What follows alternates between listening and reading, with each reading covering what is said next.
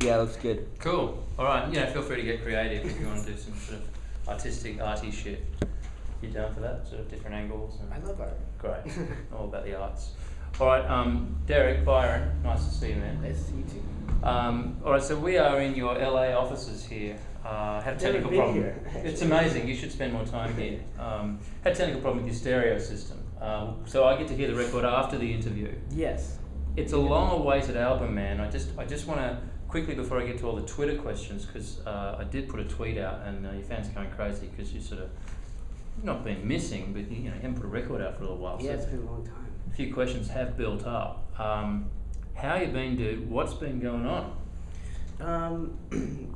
Basically, for the past 3 years, we've been living life, and I've been writing music and sort of accumulating music, which turned into a record unexpectedly.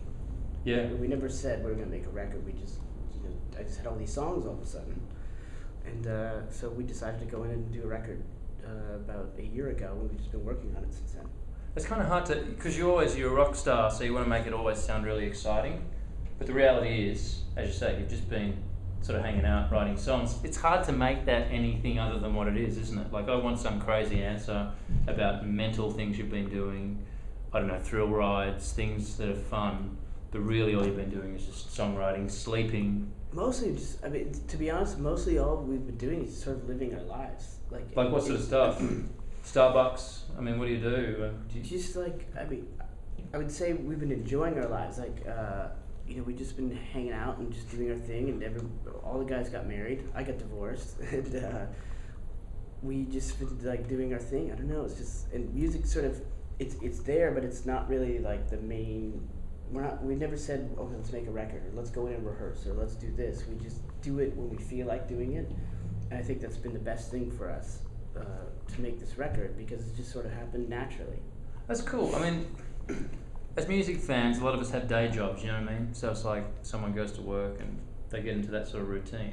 Is it hard for you? Because the band's had a lot of success, and you can probably, without getting into personal detail, you could probably live off the money that you've made to this point and not have to do too much. Mm-hmm.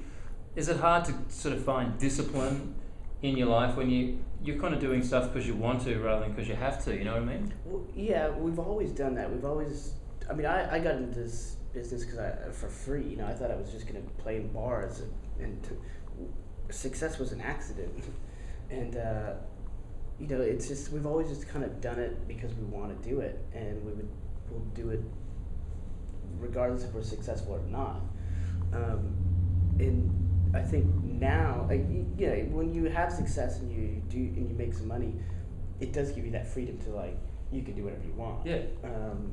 Because what time did you get up this morning, for example? Like at the moment, local time, it's 2:30. If we weren't doing this, I wouldn't be up right now. I love that. I love that you would still be asleep. It's 2:30 p.m. local time, ladies and gentlemen. Deryck would still otherwise, if he wasn't here in his office that he's never been to, would be asleep. I prefer to get up around 5. Wouldn't we all? Wouldn't we all? I like when the sun's going down. Sure. When I wake up. So your alarm goes off when it's kind of... There's no alarms going on. Sorry, yeah. See, I'm thinking like a normal person. Okay, your alarm doesn't go off, but you open your eyes and it's sort of that half dark, half light thing, which for most people is dawn, but for you it's dusk. Yeah, that's when I prefer to wake up. That's so awesome. Obviously, Soundwave is coming up in Australia. This is a reintroduction to Sum 41 for a lot of kids out there who love heavy metal, punk rock. It's going to be a cool festival. Iron Maiden are playing. I know, Iron Maiden. I can't wait. I'm going to watch them every night. Wow. But I asked just casually on Twitter, hey, anyone got any questions for Deryck? Look at this. Look, I don't know, we probably won't have all the time to do this, but let's get through to as many as we can, and not in order of importance, which will be obvious when I read this first one. It's the first one that's here. Septic Tank 27 says, when will you come to Ireland? I should have really edited these. Cone is of Irish descent. It's the home of Jack Daniels. I'm not so certain it is. More Guinness, he's thinking. Yeah, is Jack Daniels from Ireland? Cone's not even Cone is from Ireland. This guy, so you know what? Septic Tank, you're on drugs. So sorry about that. Let's move on. I'm in 41 in France. I know you're about to go and do a show in Paris, which is very exciting. What's your favourite song from the new album? And we might get a preview from you of the music down the track, but what's your favourite song? Give us a song title we should be looking out for from the new record.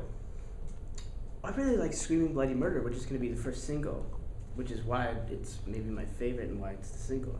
Cool. Screaming Bloody Murder is your answer. Amin 41. Higo 74, who's actually... We know that guy. Yeah, we know that It's a guy. friend of yours. There you go. He emails us a lot. Higo 74 is actually an Australian radio DJ. Really? At Triple M. Higo, just call me, man. You don't have to tweet me. Anyway, he says, if you could rock out with anyone at the Soundwave Festival in Australia, which is coming up, soundwavefestival.com.au to check the lineup for that. If you could just like barge out there on stage, who would it be? That's an easy one. Iron Maiden. Can you tell us?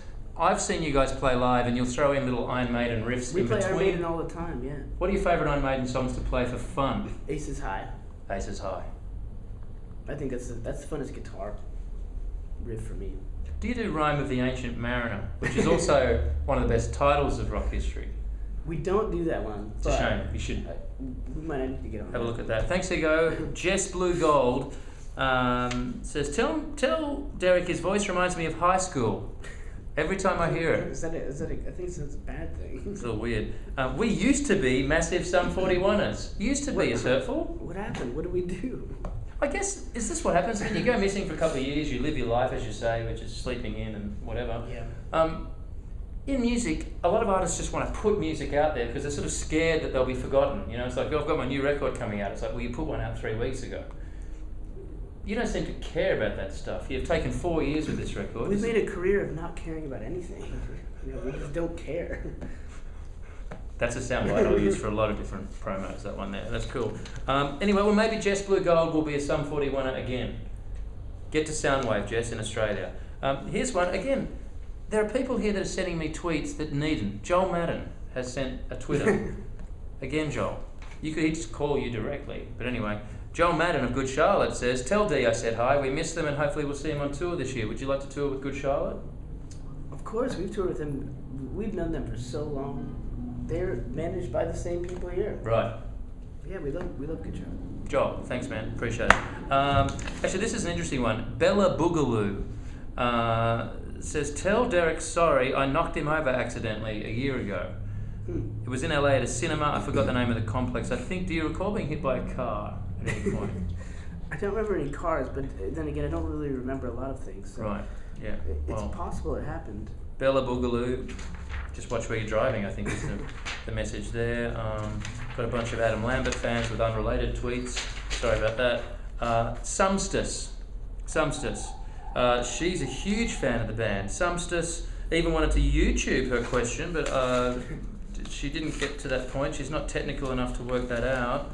And I'll find her question in a second because she is one of your biggest fans. You can see how well prepared I am for this interview quite clearly. What's Sumstus got to say for herself? I'll come back to Sumstus, don't worry about that. But she is a huge fan of your band, quite clearly. You're getting questions from Brazil, which is pretty exciting. In fact, one Brazilian fan here is flying from Brazil to see your show in Paris and says to look out for you because they will have a Brazilian flag. Is this normal for you to think that someone would get on a plane and travel across the Atlantic Ocean? Nothing I ever do is normal, but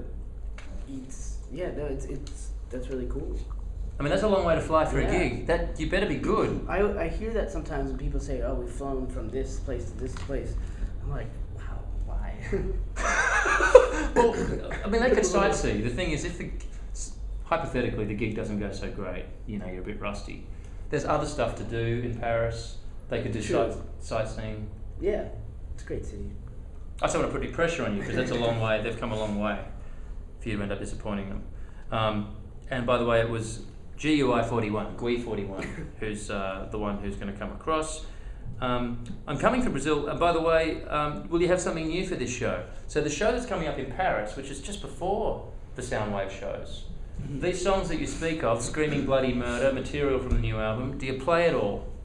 We're not going to be playing it all. No, not yet. Not until the album comes out. I don't know when the album comes out, but I've been told March. March. Okay. So after that, we'll start playing new stuff. We will play Screaming Bloody Murder. There's another song we've been playing called Scumfuck off the new record. But that's about it. Screaming Bloody Murder and Scumfuck will be performed in Paris. And at Soundwave, will you give us some new stuff on stage there? Well, those 2 songs. Those 2? Cool. All right, that's good. People are really excited about this, man. Wait, when's Soundwave? It's in February. Yeah, so we won't be playing new songs yet. And so you'll come from the European winter to the Australian summer. I know, it's going to be like, one day it's going to be snow, next day it's going to be hot sun. You could actually catch a chill with that sort of temperature variation. It's possible. You just want to be careful of that, just throwing it out there. I just kill all bacteria by booze, so I think we'll be fine. It's a health message there. Adrian Messia, I suppose that is. At Adrian Messia. Question for Deryck. Are you excited about the experience of the new album? That's a good question, because maybe you're not. Maybe there's something you'd rather be doing. No, I mean, the experience of this record has been the best experience ever for me, for making a record. Because, I mean, we actually recorded the record in a house just down the street in the Hollywood Hills. We didn't do it in the studio.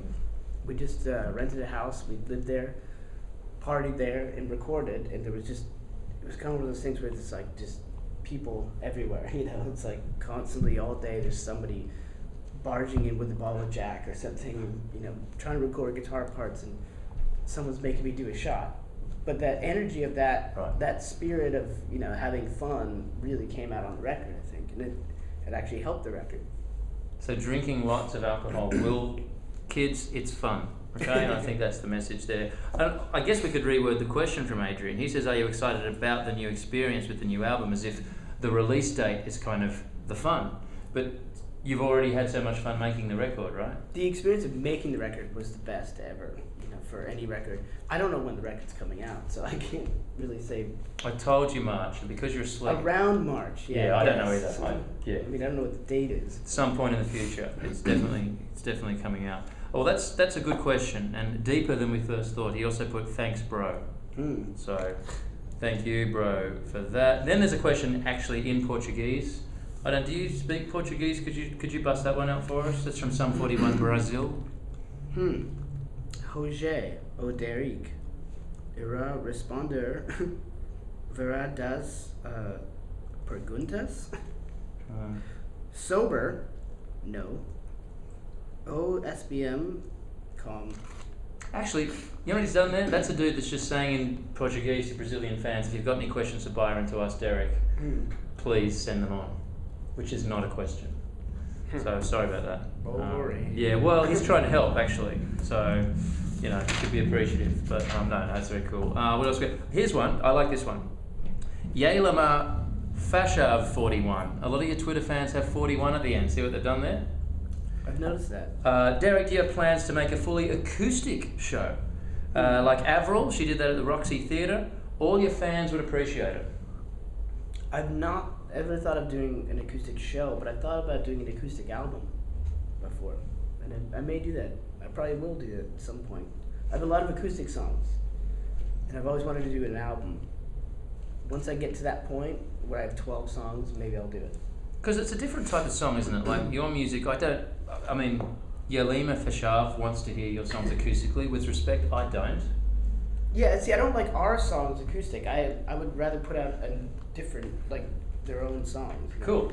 But that's good to know you're thinking of something like that. And that's cool. That's something to look out for. You know, there's so many more, but I might ask a question, seeing I'm here. That would I guess, make sense. It's been 4 years, dude, and I know you've had things happen. I've been through a divorce myself, by the way. And my kid goes to school up the road here in Beverly Hills, and I live in Australia, so I know about chaos, right? The last 4 years as an experience, because you've been through so much personally, does it just put making music into some sort of perspective? It's weird because I always think the music, or even if it's music, or say you're a writer or a painter or whatever you do creatively, whatever happens in your life comes out and sort of dictates what you do creatively. And so life experience always has an influence.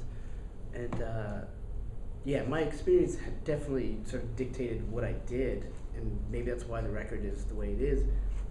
But it had, everything that's happened in the past few years has come out in this record, for sure. I don't know how, I don't know why, I don't know in what way, I just know it's made me this way. You know? Yeah. It just kind of happens. Do you find it's almost a good way? I know if I've ever had challenges there for me, is like just get into your work even more and use that as an outlet. You know, is it kind of cool? It almost helps in a way to have something you're so passionate about, like music. Definitely. There's no way I could have made the record, whether it's good or bad, I don't know. But there's no way I could have made this record without going through what I've went through. And that definitely had the most impact in my life, you know. And I think it helped in a way, even though it was a lot of the stuff that I went through is a bad experience. It turned it into a good thing in the end. I'm happy for you, man. And the other thing I would say is in rock music, I think we have a little bit of a vacuum, a little bit of a personality vacuum. We don't have enough bands out there that people have heard of, that the average Joe that doesn't, totally live, eat, breathe, sleep rock and roll has heard of. And I reckon you and your band are a band that the average person knows about. And I reckon there's an opportunity there, because I can't think of that many rock bands that actually have a profile outside of... I don't think there's any fucking rock and roll bands out there at all. That's the problem. No one's really doing it right. There's no really great rock records lately. Yeah, well, we're definitely in an unusual period. And I just like the fact that you live rock and roll. For better or for worse, a lot of people know who you are.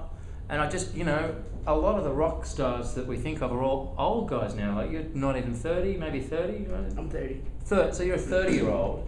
And when we think rocker now, I reckon we think about Ozzy Osbourne or Slash or older guys, but the younger guys aren't household names in our business, are they? Really? Not at all. There's no real great rock star, rock band, or rock record. There's nothing out there. Are you prepared to make the record that the world needs right now? I did. Which I one did was my it? best. Which one was it? Well, our newest one. Right, the newest one. Right. No, it's just I just wanted to make sure I didn't miss your first 4 albums weren't the best rap album ever made. Is my point. What we set out to do on this record was, we noticed that we were like, there's no rock bands. There's nothing. There's no real great rock stars. There's no great rock album, and we just said, fuck everybody, fuck radio, fuck press, fuck everyone. We're gonna make a record that we love, that we want to hear. And if it does anything, I don't give a shit, because it doesn't really matter. It's not going to change my life. The house isn't going away. The car's not going away. The pool's not going away. This is great, So the thousands of people still show up to every show. Who gives a shit? Fuck everybody. Make a rock record that we love. And that's what we did. Thank God. Thank you. No, thank you. I mean, and I love all my friends in rock, but I haven't had a guy spit like that in the last 5 years. I mean, we all don't want to offend anybody, and I would appreciate, for example, if at the end of this interview you threw a chair at me. Because it's not happening anymore, man. What the hell happened? I'm disappointed in a way that you even turned up. Because I don't want rock stars to be reliable, sober, predictable, and they all are. What are you doing? What have you been doing? Well, could you have been drunk or something? I am drunk. Good, good. Thank God for that. All right, well, man, we can't wait to get you to Soundwave in Australia. I know a lot of people around the world are going to see this interview and be very happy that they saw you. They're going to wonder who the weird guy and the other guy was. Doesn't matter. Thanks so much. Do you have a final word? I reckon probably what you just said is probably a great way to close. But anything else you want to say to the Sum 41 family out there, and Joel Madden and associated people who tweeted you? Any final message for people out there? I guess the final message is, when you hear this record, it'll probably come across to you, but the whole concept of this record is just, fuck you, We're back, fuck you. Good. See ya.